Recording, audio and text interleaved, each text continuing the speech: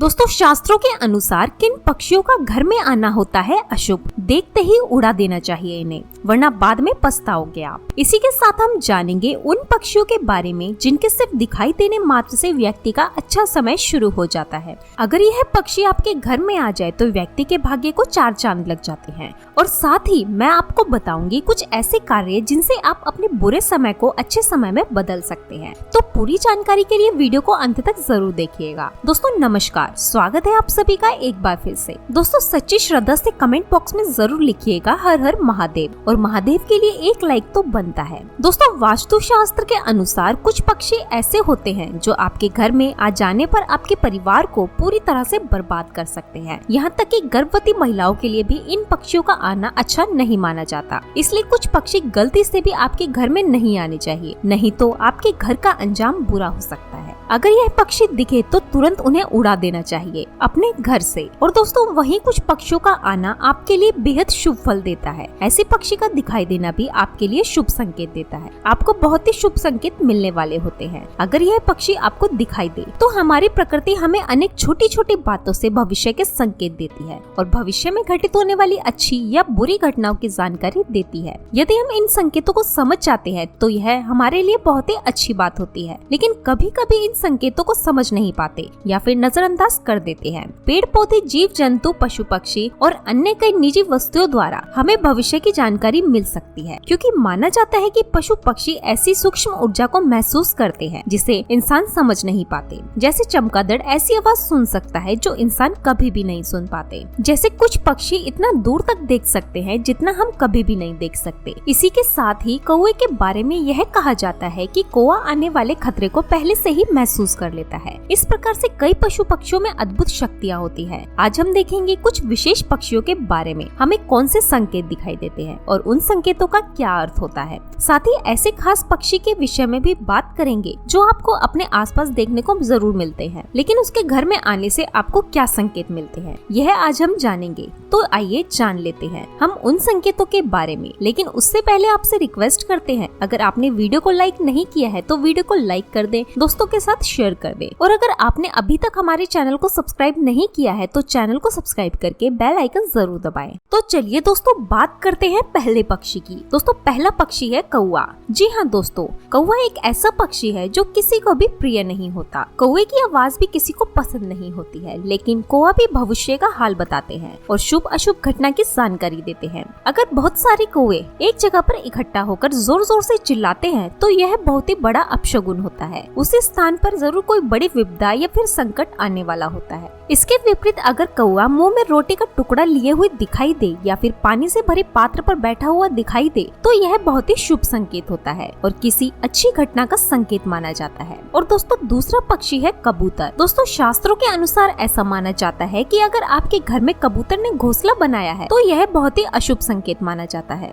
ऐसा माना जाता है कि जिस स्थान पर कबूतर वास करते हैं उस स्थान पर अलक्ष्मी का वास होता है। ऐसे स्थान पर लक्ष्मी जी कभी वास नहीं करती। कबूतरों के आने से घर में गंदगी फैलती है और नकारात्मक शक्ति भी बढ़ने लगती है, जिससे घर में पैसों की तंगी महसूस होने लगती है और धीरे धीरे सारा धन भी खर्च होने लगता है। इसलिए घर में या घर के आसपास कबूतर का घोंसला नहीं होना चाहिए। और तीसरा पक्षी है उल्लू। जी हाँ दोस्तों, उल्लू माँ लक्ष्मी का वाहन है, लेकिन अगर किसी के घर की छत पर बार बार उल्लू आकर बैठने लगे तो यह अपशकुन होता है। यह इस बात का संकेत होता है कि जल्दी उस घर पर विपत्ति आने वाली है। और रात के समय उल्लू के रोने की आवाज सुनाई दे तो यह बहुत ही अशुभ होता है। यह मृत्यु का संकेत माना जाता है। लेकिन सफेद रंग का उल्लू दिखाई देना बहुत ही शुभ होता है। यह धन संपत्ति मिलने का संकेत है। और चौथा पक्षी है मोर। जी हाँ दोस्तों, मोर बहुत ही शुभ और पवित्र पक्षी माना जाता है। यह माँ सरस्वती का वाहन है। अगर आपको किसी भी अत्यंत महत्वपूर्ण कार्य के लिए जाते समय अचानक से मोर के दर्शन हो जाते हैं तो यह बहुत ही शुभ संकेत माना जाता है और आपको उस कार्य में निश्चित ही सफलता मिलेगी जिसके लिए आप जा रहे हैं। और इसी के साथ ही रास्ते में चलते हुए मोर पंख का मिलना बहुत ही शुभ माना जाता है।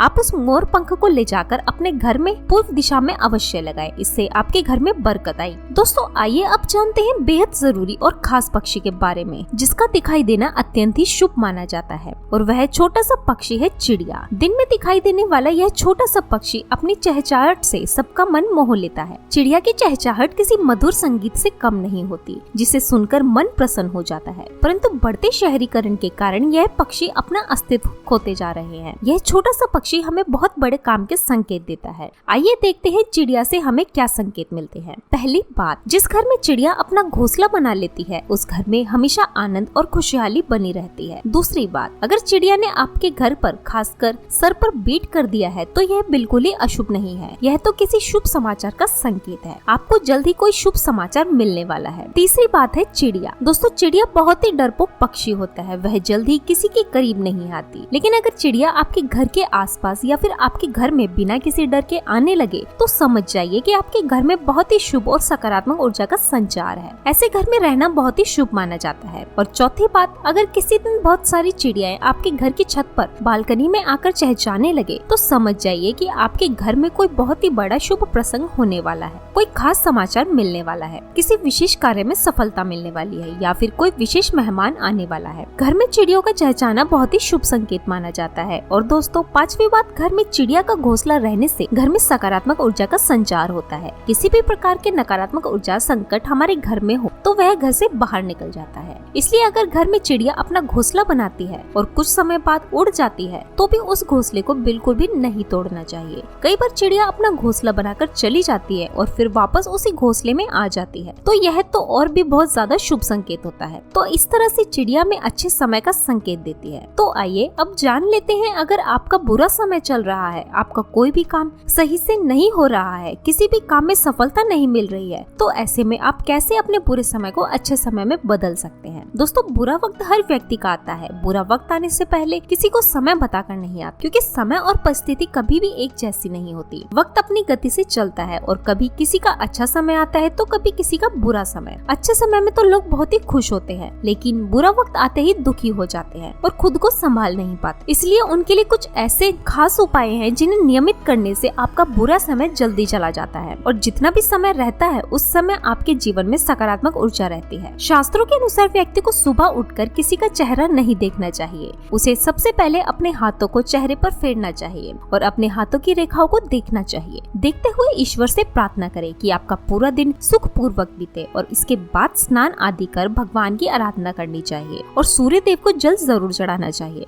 अगर घर में तुलसी का पौधा है तो उसकी हर दिन पूजा करनी चाहिए और सुबह शाम तुलसी में दीपक जलाना चाहिए। खाना बनाते समय सबसे पहली रोटी गौ माता के लिए बनाएं और उस पर घी लगाकर गौ माता को खिलाएं। इससे माँ अन्नपूर्णा प्रसन्न होती है। दोस्तों, तेज पत्ता उन मसालों में शामिल है जिसका इस्तेमाल करीबन हर भारतीय रसोई में होता है। इसकी खुशबू की वजह से यह लाजवाब माना जाता है। पर क्या आप जानते हैं कि तेज पत्ते के इस्तेमाल से अच्छी नींद आ सकती है और साथ ही साथ इससे आप अपने जीवन में सकारात्मक ऊर्जा भी पा सकते हैं। जी हाँ दोस्तों, अगर इस तरीके से आप तेज पत्ते का इस्तेमाल करते हैं तो यह आपको सुकून भी देता है, घर में हर तरह की नेगेटिव एनर्जी को दूर करता है और घर में सकारात्मकता लाता है। आइए जानते हैं आपको इसे कैसे इस्तेमाल करना है। दोस्तों, इसके लिए आप एक तेज पत्ता लीजिए और एक कटोरी में जला लीजिए। यह कमरे के अंदर ही आपको करना है। जिस भी कमरे में आप सोते हैं वहाँ पर इस तेज पत्ते को जलाएं। इससे फिर जो भी धुआं उठेगा उसे कमरे में ही रहने दें। कमरे की सभी खिड़की दरवाजे सभी बंद कर दें। आप उस कमरे में थोड़ी देर के लिए बाहर चले जाएं और कुछ देर बाद के उस कमरे में वापस आएं और जब धुआं हो गया हो तो फिर उसके बाद सारे खिड़की दरवाजे आप खोल दें।